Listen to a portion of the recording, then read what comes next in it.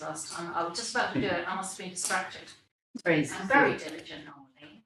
Something happened, I did press research, so sorry about that. That's right. Minutes of the meeting held on the 6th of June.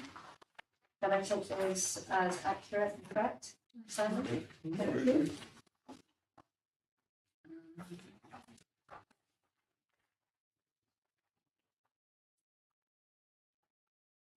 Okay. Thank you. So the first thing on our agenda is the interim review of governance, and it's the action plan update.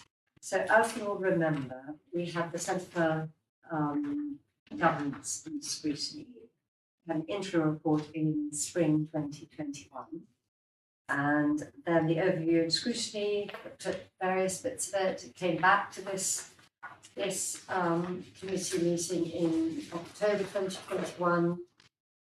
And really this is an update. It's what's happening now against, because we said at the October meeting that we would continue to implement the action plan and to consult late in 2023 as whether we have a further governance review. So basically this is, on this appendix A, is the action plan against the recommendations. And over to you, Robert, anything else to say? Or is our I mean, I don't have much to say, to be honest. I mean, obviously, governance relations to the council have been monitoring under fairly continuous review for a long period. So I think I would say we're in a good place now. Yeah. There are some small actions which we're still progressing. It's more a business as usual situation. Yes. We're in now. It's the fundamental stuff there. It's just whether we can improve at the margins. Good. Questions? Emma? I've spent a very, very long time on this. I mean, my frustration reading this, and I read all the reports at some point, as you know, is that just the same things are coming up over and over again, even from the independent Grenfell Recovery Task Force reports, which I read, and there was all kinds of points in there about very specific things. And one of the issues is silo working and how the council works together within itself. That was one of them that came up over and over again. And the other one was how it presents itself to the people who need to interact with what they're doing. From my point of view, it's the pace really. I think that I'm finding quite frustrating. Is that the same things are coming up over and over again? And that was the first time I mentioned that. I think it was November 2017, and we seem to be still struggling with some of that. Can you tell us where in the report that happened? Yeah. Absolutely, I can indeed. So the I know there's a lot of the silo working. Where's oh, it just says silo working. Does it say that? Shall I just nip through my points quickly? Which page? Guidance. Okay, page 3. Yeah. I'll go through quickly. Page 3, which is material for internal and external audiences. That certainly came up in one of those reports early on, and this is something, we've got a lot of new councillors now, and they are all really struggling. I know, and I keep on saying, just ask Robert if you don't know, which must be a bit unfair, but if they're still struggling. So that's it's just how it's that interaction between the sort of mediators, if you like, the councillors and the council, and the senior leadership team. That's one thing. It's the kind of roadmap of how to understand how things work, and that guidance, which I don't think we're clear enough about that. Okay, so it's the decision making. So in the short term, the council should produce material for internal and external audiences. Setting out more detail. Yeah, I thought we'd done that with a few decisions.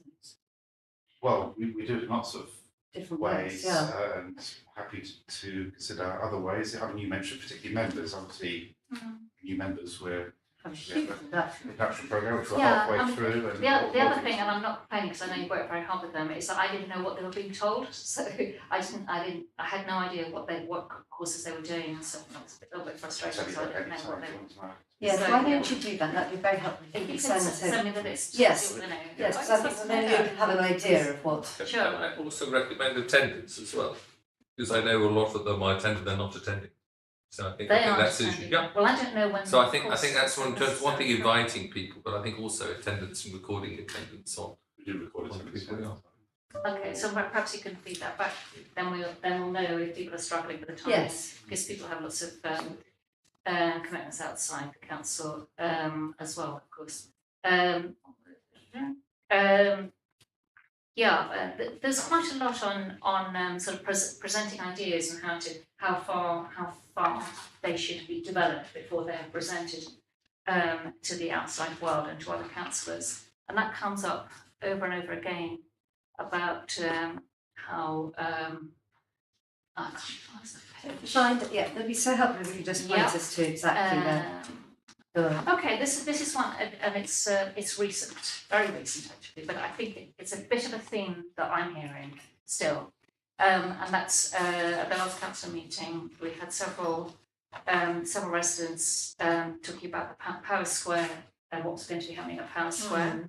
And they felt that there was an idea that they were now that the council was trying to involve them in. So that rather than, here we go, on page 8, consultation, in issues identified, consultation was about the council seeking to build support for things it wanted to do rather than genuinely gathering views. And however much consultation has gone on before, that is still what residents are saying.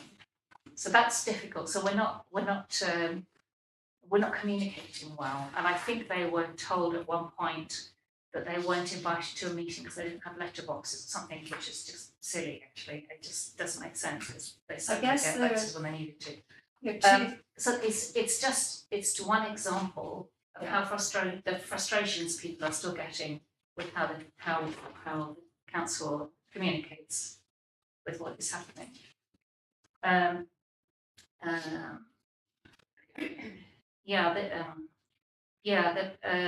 So page 9 and the third column, which is our response about co-design and co-production, because I think that is quite unclear what that means. And we've had a recent case about Eden, I'm sure Kim is well aware of what co-design actually means. People need to know what that means.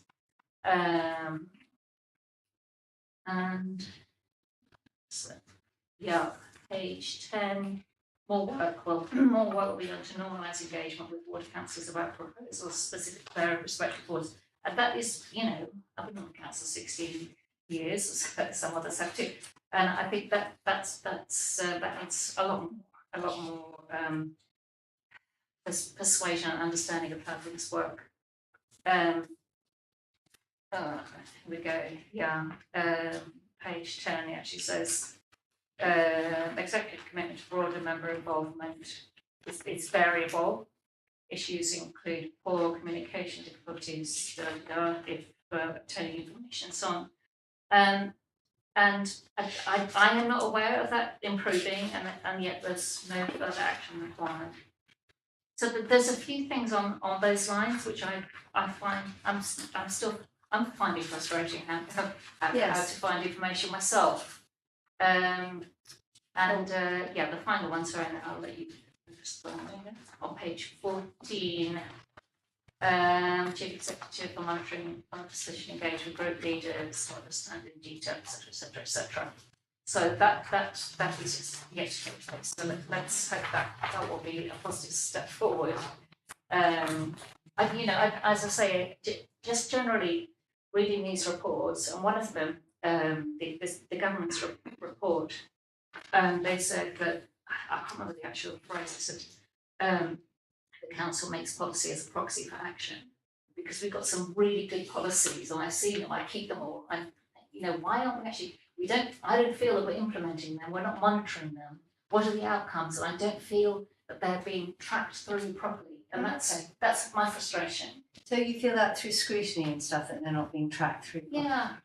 Let's put that to one side. Let me just get other comments. So I should have said on the left you have the issue which was identified more than a year ago by the Centre for Governance and Scrutiny, actions proposed, and then our action tracker of what we're doing.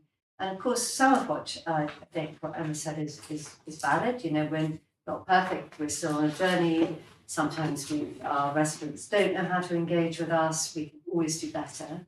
In other cases, I think most of the substantial things that they've asked for, we have actually put in. But even if we put it in, you're right, you know, you can put it in theory, but part of it is kind of like the muscle memory of changing how you move. So I don't know if other councillors have anything to add. So Cassim, have you got something, or Sam, or? Anyone? Yeah, I need a comment. In the later parts of the paper, I thought that this is actually, as a recently returned councillor, it is very helpful to keep reminding people that it's always a developing issue on both sides, how officers and backbench councillors get on. And I think one of the things is the more time you spend physically and interacting with people, whether it's at face-to-face over meetings, formal meetings or individual meetings, it gets much better. The difficulty is there's so much by email. Teams is very helpful as well. But I think it's the more that councillors do the case, the more I find that there is that understanding built up. And sometimes, I think probably in defence of this paper, it's a two-way learning process, and things just going to run at different paces when you're, for example, when you change a portfolio. Thank you. Cassim? Thank Oh, you. sorry, it's Kim waving there, didn't you? No, please. Yeah, cover it, carry on. Well, no, just two things. I just wonder if you can elaborate on what the new committee management system is. Yeah. Without going into all the technical stuff. I just So, in the governance team, we load our agendas and minutes and reports onto a system which publishes on the website. So it's a mechanism, software that enables us to publish. The system we have at the moment is fairly external. We buy it in software. We pay a manual charge. There's two providers in the market, but it's become apparent to us through a tendering process that the other provider, whose name is modern.gov, and is the market leader by a long way. Most councils use it. Will provide us with a much better level of service. In particular, it will enable us to develop and write reports within the council, cooperate between departments within the system, and then enable us to publish reports. Okay. It's more collaborative. That's the word I was looking for, collaborative. So it's not something you will see a lot, I think, as members, but for us, it will enable us to work much more efficiently within the council. But that's what a community management system is. And I think that to add to it, the forward plan is much more helpful. And I Yes. think the public facing bit of it is, again, much easier to navigate for residents and anyone else who wants to look at the report. So overall, it's a better system than the one we have at the moment. All but about 2 London boroughs use this other one. During the summer and So the next meeting we have, you ought to send us things to show by us. you know, the autumn, in operation. Hopefully, as members, you won't see too much difference in terms of what it looks like. But and then hopefully, what the cups. But yeah, it should. We'll do some also parallel running for a bit during the summer, and then we'll go live with the new system. So will it be up and running by the time we next have an admin committee meeting? It will be commenced in September. Yes. Fantastic. So you can show us how it's Yes. working. We don't know. Yeah, good idea. Yeah? Thank you. Cassim. Thank you. In terms of going back to what others have said, I think one area that needs to be looked at properly is on this report and further as has been proposed from actually proposed on page 11 is policy making, specifically key decisions. I think councillors and from what we've done in the past now and the way we deal with key decisions, it's not really defined properly, or at least have the contribution of the councillors. We had some key decisions made where we didn't have time to look at it properly, and some of the information that we needed wasn't there, and some it feels a parallel scrutiny system where a key decision is made, but then again, not enough time, maybe enough time to be recalled, or the impact of the scrutiny team can have. That's any key decision, not for housing or communities, but any key decision. I think it's important for councillors to be given training more about how to not only The system works. scrutinize, but also actually know how the system works. Yeah. And for us to have more time, because what happened in the past was there were key decisions, important key decisions made, and it was made between scrutiny times.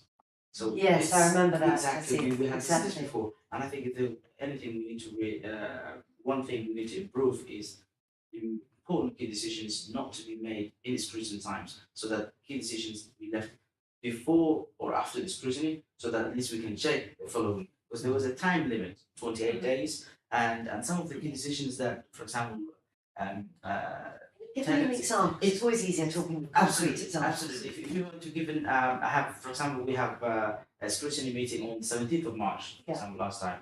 And a key decision is coming up, let's say, 19th of March, 2 days after the scrutiny. Mm. That means it's past the scrutiny. We've already had our scrutiny system. I'm not, as a chair, not able to go back to the select committee. Talk about timetable as well. Timetable, to go Timetabling and is say, very oh, important. we just had a meeting 2 days ago. Can you please look into this? Yeah. Or it's past the time.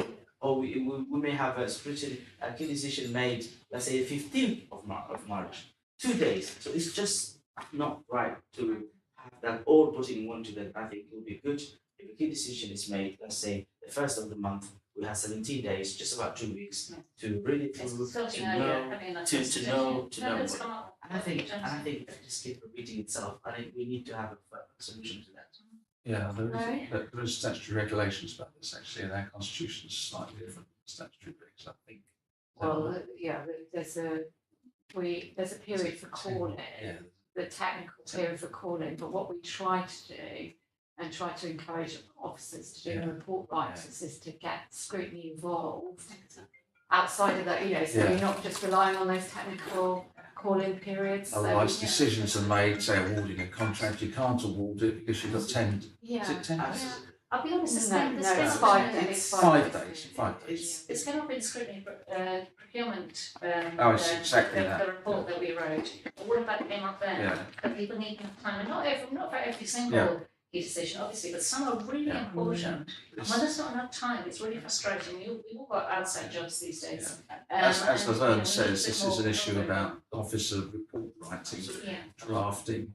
They need to factor in the involvement of scrutiny prior to the decision, Just need otherwise to we be end up told with a what's problem. coming up. Yeah. Actually, you don't always know what's Yeah. coming up. Yeah, sorry, and hopefully, it's not just a systems thing, but having a better, more up-to-date forward plan would help as well. So Exactly. at least you can see, pipeline, coming you can up. see what's coming Yeah. through. And to be fair, I think we understand officers are concentrating what the council leadership requires them to do. But for them to understand scrutiny is important Yeah, as well. Yeah. So for them to understand scrutiny is important, it's not just pressurized to deliver the leadership's recommendations or the leadership's timetable. They have to also work with the scrutiny timetable so that we can have a better service. And I think in the past, we've been improving a bit, but in the past, and it's been going, it's mainly the leadership timetable that they worry about. And scrutiny has been taking the back step. I think that is something we're trying to build understanding and. Yeah, I think you're right, and I think we've really tried actually to try and get most things to come to scrutiny before they come to leadership team. Because that makes much more sense to have, your eyes upon them, etc., and have comments coming in. Yeah. But I agree with you, in the last couple of years, there has been occasions where that hasn't been possible. But hopefully now, Yeah. we've got scrutiny chairs who are a bit more experienced as well, and working more closely. Yeah. Not working with the lead member, but just sort of being aware of what's coming, so that, I think it's that, isn't it? It's an awareness, Absolutely. so you can try and get it in. Absolutely, it's nothing wrong in terms of understanding what the leadership has to do. But what's important is the leadership to understand that scrutiny is important part of Absolutely. governing and the I council. agree with you. And once they understand that mutual understanding, Yeah. it's not a problem. I mean, we work together. We all have to work together. We have to get up. It's also accommodating Yes, how it's- we work, because we've got outside jobs and those councillors do. So And I Yes. think some officers forget that, oh yeah, Monday morning at 10 o'clock, oh, hang on a minute, we've got to do that, or whatever it is, and we might be really Well, busy there- one day and miss something, but if Well, we have more notice, then we can. Yeah. I guess there are two Diarise things, it. aren't there? There's one which Barry's saying that it's set in legal requirements, so we have to do it by a certain thing. But then there's a kind of informal thing that if one can make it life easier Yeah. for the scrutiny committee, of course that's what one wants to do. It's that balance, isn't it? Any other comments on this paper then? Lloyd? Yes, just to follow up on what Councillor Code said, and Mr Shepherd, about training for new members. Sam agreed, it's been very well attended and very well received, and also it's been great to see some long-standing councillors joining in some of those workshops and sessions. That's been really useful. And I have to say, even if people did miss it, there's always good follow-up with slides being produced, information. And actually, some of us have gone to some of the officers, and they've been very patient and very kind, and helping people come along to understand a topic or a particular thing about estate management and things like that. So I have to say, from an end user, I found it very useful. And interestingly, previous councillors have said that the standard of training now has been better than it had been in the past for new members. Great, thank you for that. So you've had 2 endorsements from your 2 new councillors who are on this committee. The rest of us are a bit long with it. On the training, I think it's generally going well, and but what I have been when I've been in touch with some of the new councillors and talking to them, and I think what important to them now is understanding and taking part not only scrutiny but also the council debate, where they can, you know, Yes, of course. writing, speech writing, as well as you know, to get to the debate. And I think with that, I'm sure, Robert, if I were to come to you, I'm only saying this now, if I were to come to you, take those points on board, but debating, writing, speech writing, all of that will contribute to the development for the long term. And if we can make those points and hopefully get experts to support the new councillors, even the existing councillors, and to allow them to express, you know, on behalf of their constituents, I think that would be good. So if we can put those 2 points on board. Thank you. In fact, if I may, I'm already talking with colleagues in learning development about running some sessions in September or October on putting your case across and something speaking. So I'm ahead of you. Like-minded. I'm sorry, I'm pleased. You're 2 sides of the same I'm coin. pleased to say that we're on the same direction on this. Hello, welcome. Hi, good afternoon. Is this the tenancy? Next No, door, it's next if door. it went wrong, okay, don't worry. Wrong. Tea biscuits next door. couple of times. So, but yes, I'm pleased to say we're on the same page. Okay. Sorry, and I just found a bit about silo working, which is on page 3. Page 3. Page 3, is to identify decision making in some respects still reflects individual department sensitive needs of their services rather than considered view of the actual needs of local people. And then it says there may be instances where this element of silo working means a subtle dependency between decisions and departments are not picked up. Yeah. So can I ask Robert about the committee management system? Will that address that, or is that addressing something completely different? So I'm not sure. That's more going to address coherent report writing and version control, I hope. Yes. The issue that you're raising is really about the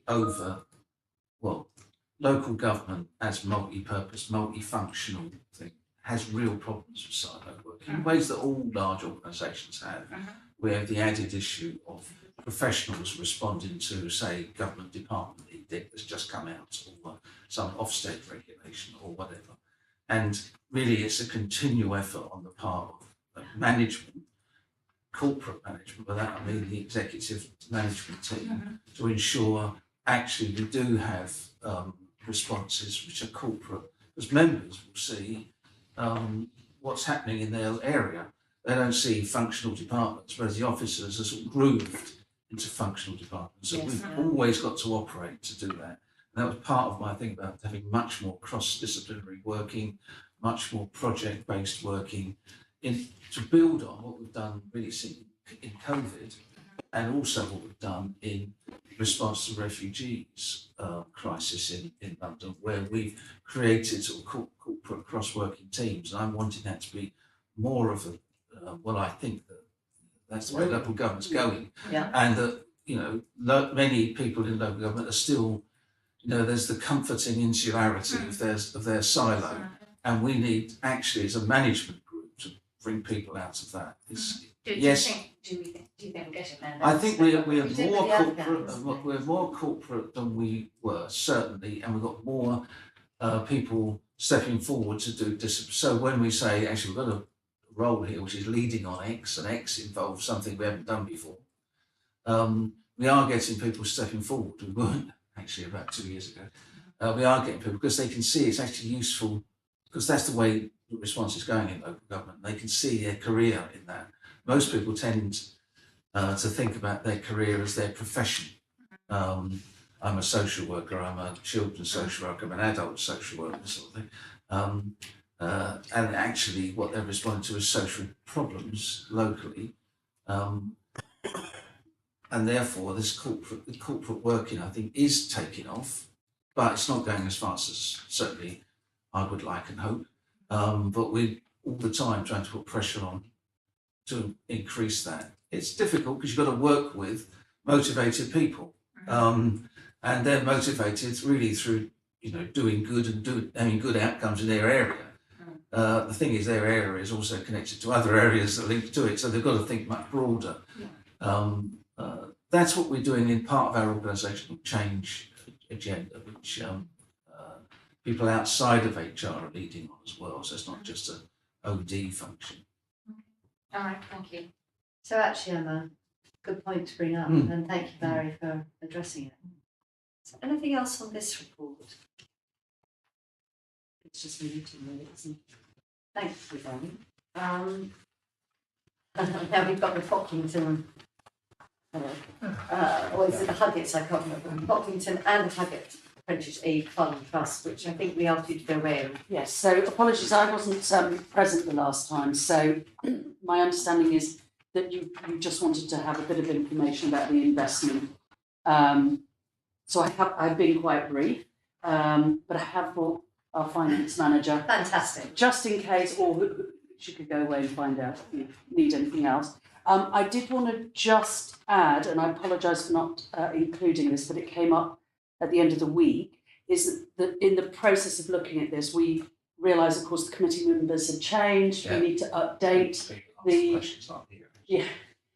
we need to update the charity commission with the new committee members, but we also need to nominate 2 authorised signatories for the investment company, because they are Councillor Lindsay and Woodger, who aren't on this committee anymore. Oh, right, okay. So as a We need 2 new byproduct, it signatories. turns out we needed to update because people have changed. So are you saying that we need 2 new trustees on the, So or we need 2 new signatories, or are they the same? So 2 things. My business support manager, Abaresh Duresi, would like to contact new members directly, get their contact details so we can update the Charity Commission website. That'd be helpful. But we also need to nominate 2 authorised signatories from the trustees to attach to the investment company. Okay, and the authorised signatures of the trustees are from the administration? They have to be from here, and the do I have previous any- ones are old. They are, I've got Sam once, who else Just would like to ask be a question. signatory? Yeah, you be a signatory? If nobody else wants to put their hand up. Sorry, what No, was okay, it? they are, Well, we that's, have a human template. McAvee. Thank you. And I think that's it, really, unless anybody has any questions. okay. Any questions on this? It was really about the investments and how they were going, how they were managed, wasn't it? Last Yes, time. I was going to say, I asked last time just to see, because it looked like it was sitting in a bank account. so it Yes, looked like, exactly. But this So is Sam, actually you makes happy complete, with no, this? it makes complete sense, CCLA is exactly right.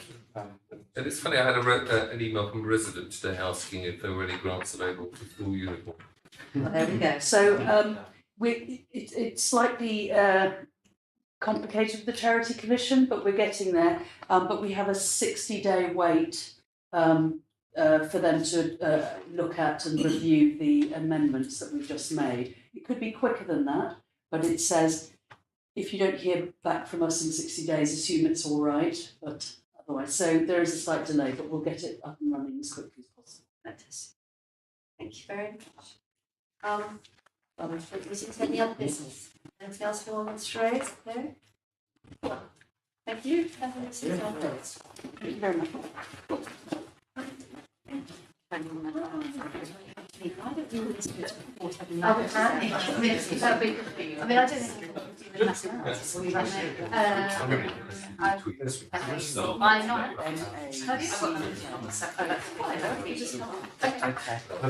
I mean, if it suits you, yeah, why not? Well,